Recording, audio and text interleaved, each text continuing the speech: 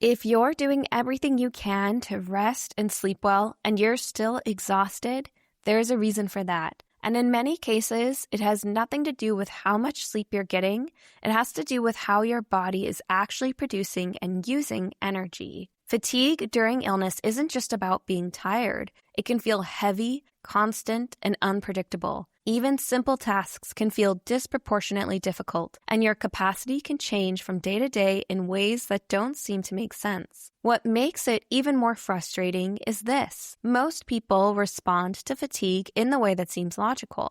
They rest more, they sleep longer, they try to conserve energy whenever possible, and yet the fatigue often doesn't go away. So the question becomes, if rest isn't fixing it, what will? The answer starts with understanding that fatigue in chronic or serious illness is rarely caused by sleep alone. It's usually the result of deeper processes that affect how energy is produced, distributed, and used throughout the body. This is where most people often miss the connection. To really understand how this plays out, it helps to look at what this looks like in a real-world context. And if you're new here, this is Renegade Remission, where we break down the science and stories behind how people support their bodies through serious, terminal, and chronic illness. Let's share one of those stories now, because this next part is where things will become more real for you. In her book about her Hashimoto's protocol, Izabella Wentz describes her experience developing Hashimoto's thyroiditis, an autoimmune condition that commonly presents with profound and persistent fatigue.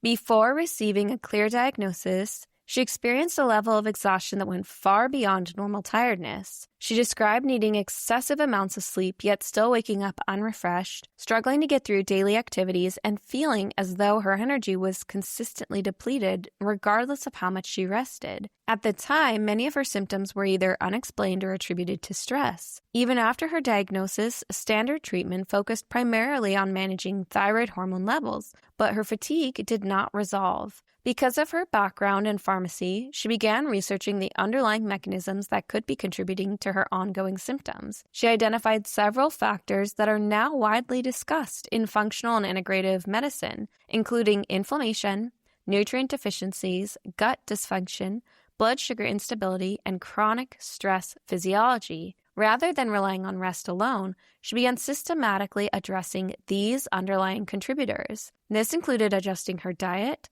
supporting nutrient status, working on gut health, and implementing strategies to regulate stress and stabilize her blood sugar. Over time, she documented meaningful improvements in her energy levels. Her experience led her to realize that fatigue in chronic illness is often not simply the result of needing more rest, but the result of multiple biological systems being under strain at the same time. Her story highlights a pattern seen across many conditions. When the systems that generate and regulate energy are impaired, rest alone is not enough to restore vitality. Supporting those systems directly is often what leads to sustained improvement. So the question is, why does this happen? The first way this starts affecting your body directly is that energy is produced at the cellular level. Every cell in your body relies on structures called mitochondria to produce energy in the form of something called ATP. When mitochondria are functioning well, energy is produced efficiently and consistently. During illness, mitochondria are often affected by inflammation, oxidative stress, nutrient deficiencies, or toxic load. When this happens, energy production becomes less efficient. This means that you can be well rested and still feel depleted, because the issue is not how much you slept, it is how well your cells are generating energy. Now, this next piece is critical for you to understand. Inflammation diverts energy away from daily function. Inflammation is one of the most energy-intensive processes in the body. When your immune system is active, it requires significant resources to carry out its functions. This is one reason fatigue is so common across conditions involving immune activation. Energy is being redirected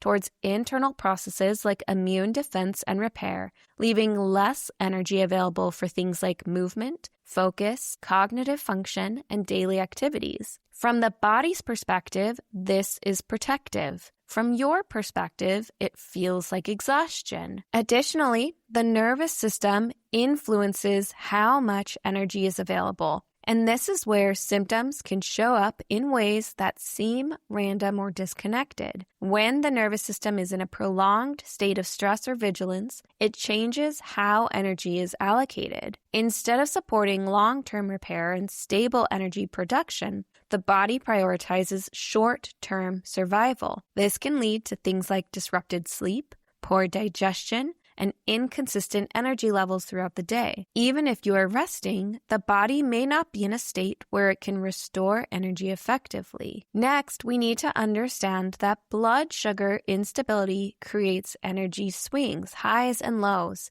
and this is something most people don't immediately connect to fatigue. But energy production depends on a steady supply of fuel. When blood sugar rises and falls rapidly, then energy itself becomes unstable. This can show up as midday energy crashes, difficulty concentrating, feeling wired but tired at the same time, and needing frequent stimulation to stay alert. These patterns are not always obvious, but they place additional strain on the body's energy systems. Also important is that nutrient deficiencies limit energy production. This is one of the most overlooked pieces, but input equals output.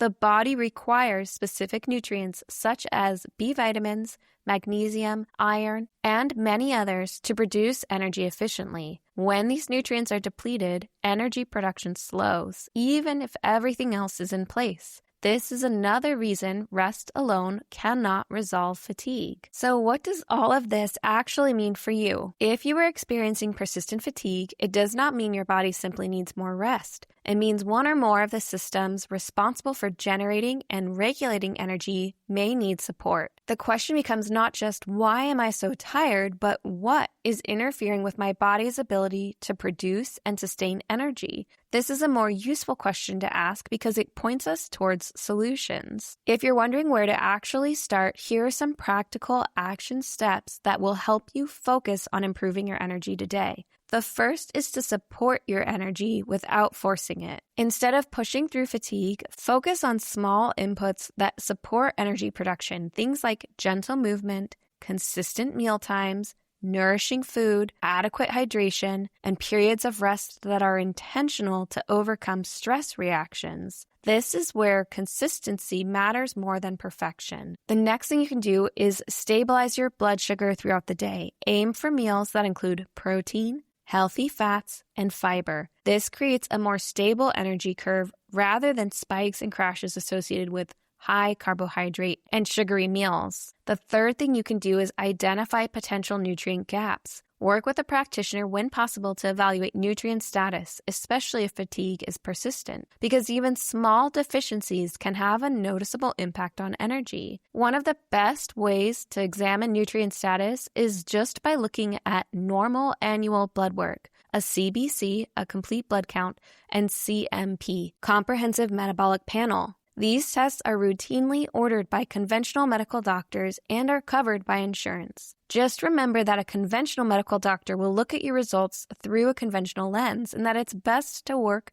with a functional medical doctor who will examine it with you through a functional lens. The next thing you can do is reduce inflammatory load whenever and wherever possible. This includes adjusting your diet, improving sleep quality, managing stress, supporting gut health, and addressing toxins that are present in your environment. Reducing inflammation frees up energy that can be used anywhere in the body. The next thing you'll need to do is pay attention to the patterns. Fatigue is informative if you can view it over time. Notice when it improves, when it worsens, and what factors may be influencing those shifts. Keeping a journal during this time, although it's tedious, can be so helpful. This can help you identify what your body is responding to. Fatigue during illness is not simply a signal that you need more rest. It is a reflection of how your body is functioning at a deeper level. And this is why this matters so much. Your body is not withholding energy from you. It is allocating it where it is needed most, often towards processes that are not immediately visible.